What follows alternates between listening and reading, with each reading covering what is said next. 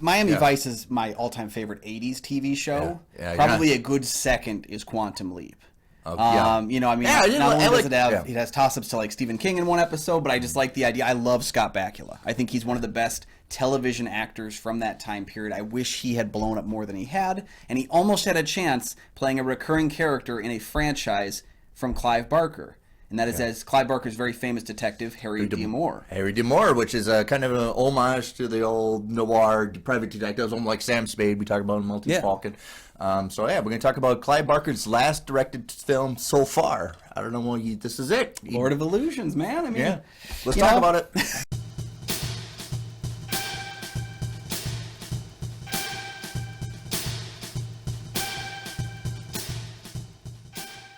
Welcome back to the show. I'm one of your hosts, Kyle Goethe from GoatFilmReviews.com. Hi, everybody. I'm Nick from the St. Paul Filmcast. Thanks for finding us. Thanks for watching. And for our loyal fans, thank you for continuing to support the show. The show is on Twitter and on Instagram. We'll post a warning to post questions to us to submit, so we'll answer them on a next previous episode upcoming.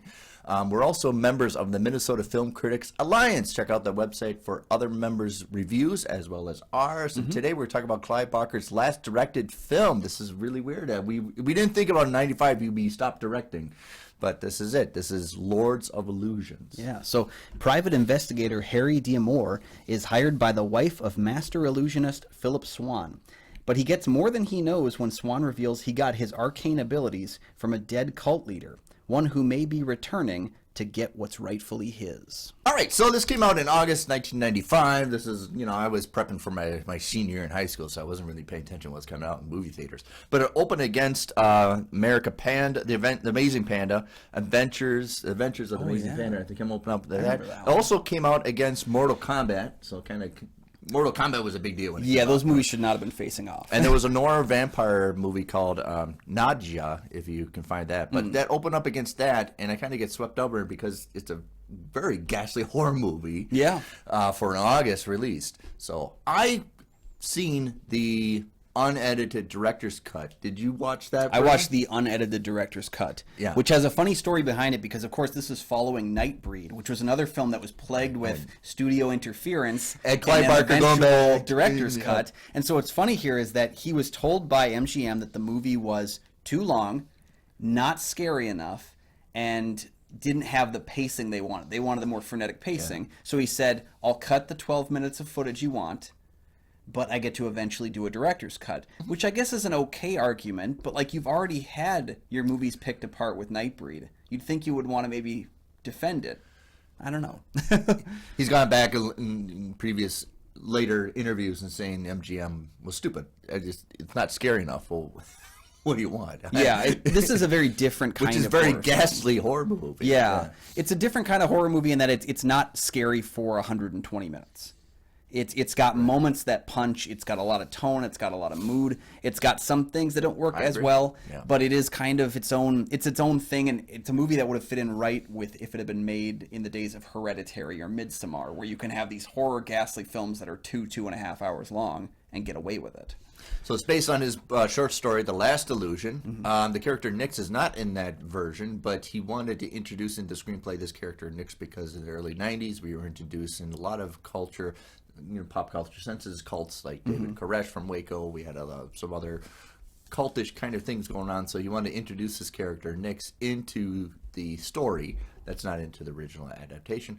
And then he wanted to mix kind of like a noir and horror, kind of like noir and horror, and that's what it also does. It feels like two different movies at the same time. See, I didn't get the noir. Like, I got that it was there, but it sounds like it was way more prevalent in the story, and that he kind of not abandoned the idea, but just kind of lessened that appeal and went for a bit more straightforward. In fact, the story and the film are very, very different in their like general movements. The framing is kind of similar, and again, we have a different villain. Apparently, during filming, he had learned about this Order of the Solar Temple, which was a mass cult suicide in Switzerland, and that was that's the other one. Nix.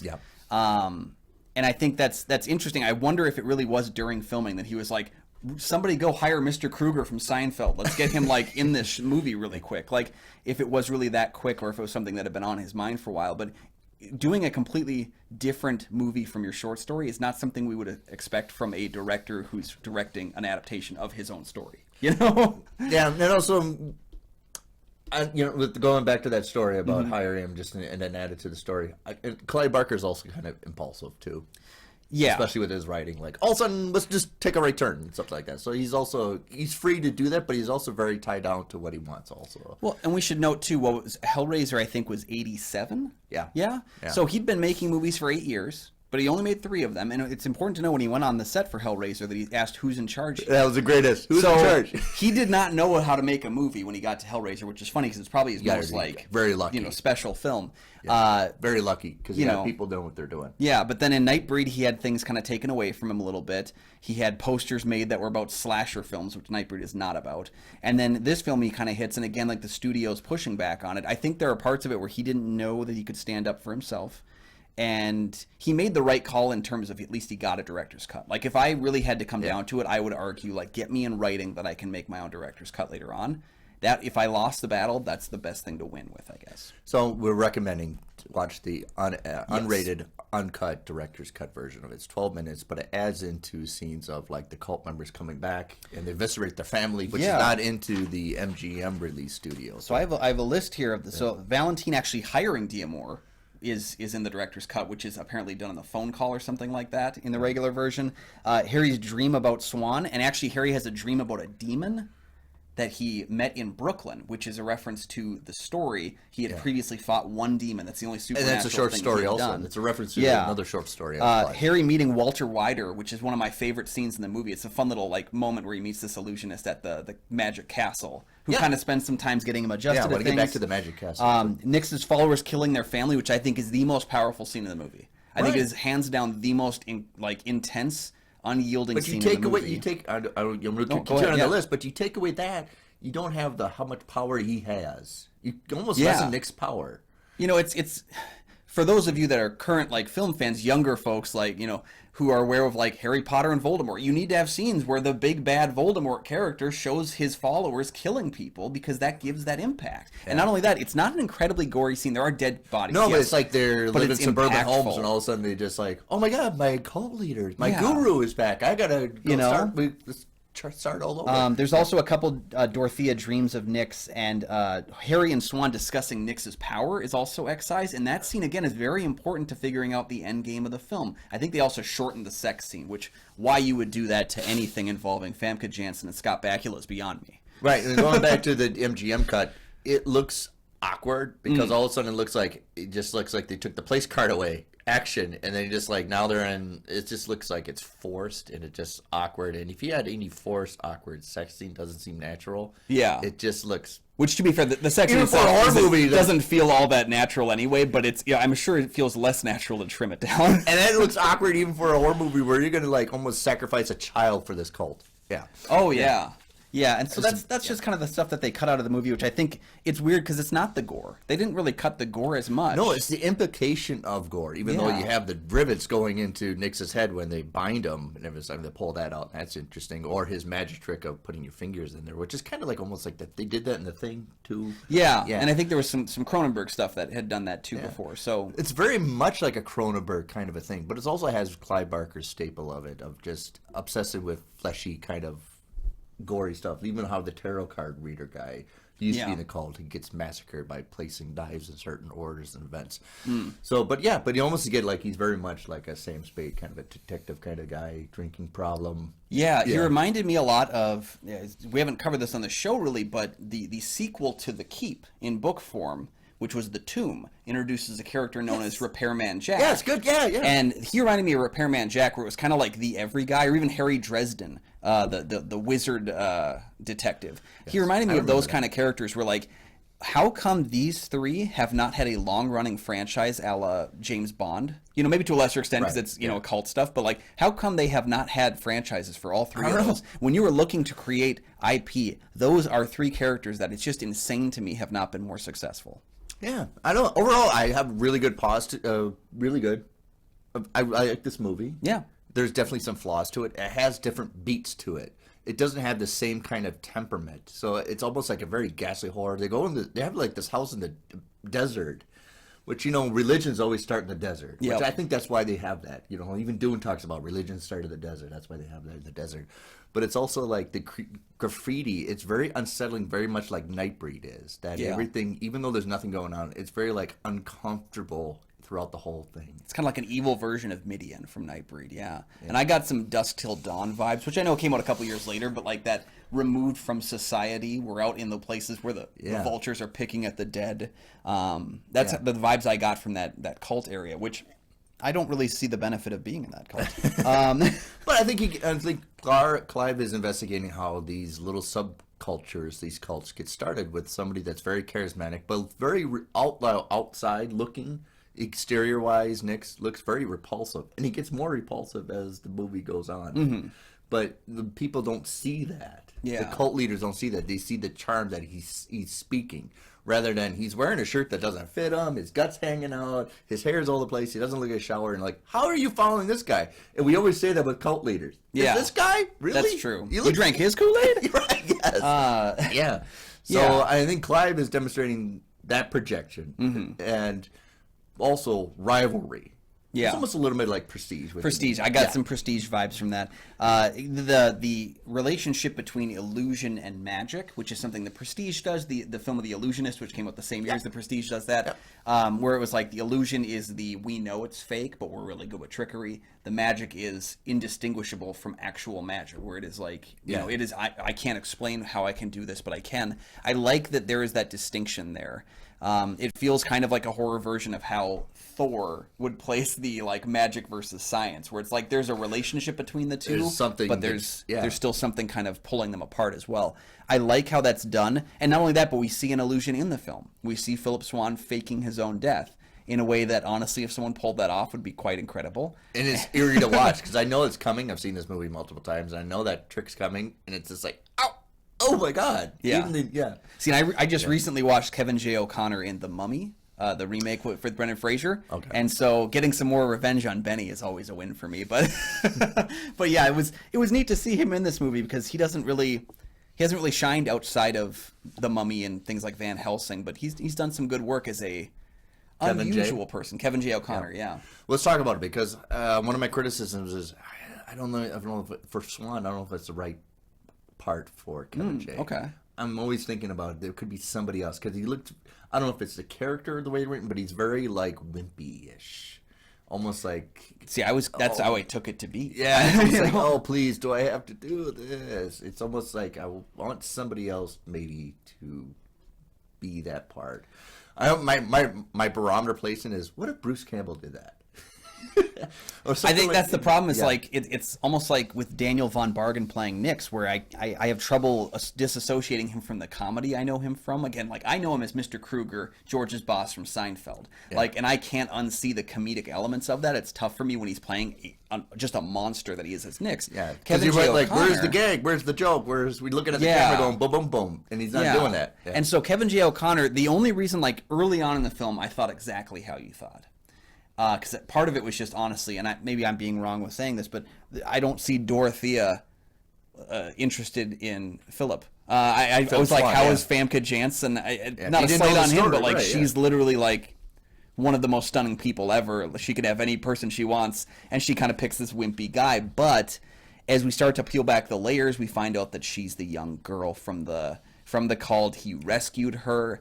I could see there being kind of almost a gross association between the two, because it's almost like he saved her from her captor, and so she imprinted all this love on him. Yeah, and he was an adult, right? And it's not an okay relationship at all, but at no point is anyone in the film saying it's okay either. So, yeah. Oh, well, let's go down the line of other people that make the movie. You also have Vincent Schiavelli. Yeah, I love him. Who does his character's name is Vinovich. I love it. Yeah. Let's get him in the movie because he just looks like a magician. Yeah. He has a few lines in the movie, but he owns it. That's the thing is Clive Barker always has the mythology character.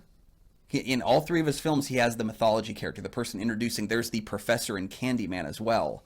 That I know is not a specific Clive Barker production. It's he didn't know Candyman's story. Another Clive Barker.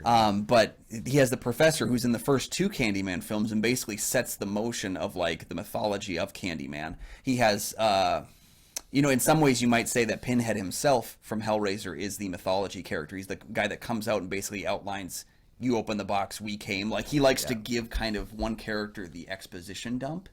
Successfully or unsuccessfully, I think Schiavelli does that here pretty well. Yeah, because he's the also one guy kind of that's a gonna give out the magic, right? Yeah. Okay, so there's a couple scenes shot at the Magic Castle. This is a relocation in L.A. I was surprised. It's kind about of a building for a fraternity. It's a fraternity order for magicians to go and practice their magic acts. I actually got invited. You have to get invited. You have to. Somebody has to solicit an invitation to you. You can't just call up and, hey, can I go? Because they're not going to tell you. You have to, somebody give you a card. I mean, somebody we knew gave us a card that was in L.A. that worked in movies. And so my wife and I got to go. And it's just like in the movie. There's different, you get discombobulated. And we had a magician to talk to us. He's like, yeah, there's over 32 secret rooms. 32, maybe more. We don't know. But some of them, he goes, I only know about 5 of them. Some of them, not everybody knows about all of them. But that room where the magician, talks, has an exposition with Scott Bakula. I've been in that theater. Oh, okay. It's in there. And when you see magic 2 feet in front of you, where somebody and you're like, oh, what the hell? Yeah. It is magical. But yeah, it's a great place for other magicians to practice their craft on. But also it's very hokey in this too. It's almost very horrific, but hokey at the same time. Speaking of magic right in front of you, guys, after you see this movie, go check out the YouTube video of Harrison Ford and David Blaine in Ford's home, where he does a trick 2 feet in front of him in his own kitchen, and Ford says, get the F out of my house. It's great. But yeah, as far as the Magic Castle goes... it's on the hill. It's the kind of thing where looks like the real castle. I wonder how that filming took place. I don't know, because I want the story of that. Yeah, because Magic Castle will not. It is hard to work the chain to get somebody film crew in. Well, not only that, but how does Clive Barker get invitation? Did he get invited? Did someone hear about him making this movie? Was someone just a fan of Barker? Yeah, I kind of want to know about the various people that have been inside there and how they ended up there. Not the story of you going, but the story of how you got there. Also, side note: if you get an invitation, you have to suit and tie and a dress. You have to, or they will at not. The same time? No, at the same time. But you have to wear a suit, formal wear, top formal wear. So I had to wear my best suit on because we when we got there and somebody was not in a suit, you didn't get in, even though we have an invitation. Unacceptable, which is really weird. So I'll have to keep that in mind when I get my tuxedo shirt out. Yes, see if that's gonna pass. Right. Yeah. It's the magician part. No. So it's great investigation. Side note, sidebar. If you want to pause, investigate the Magic Castle. It's very interesting. I think Job tries to get there on Arrested Development, so it's a big arc for him. So, also, I want to talk about is cinematographer Ron Schmidt, who did a fantastic job with this.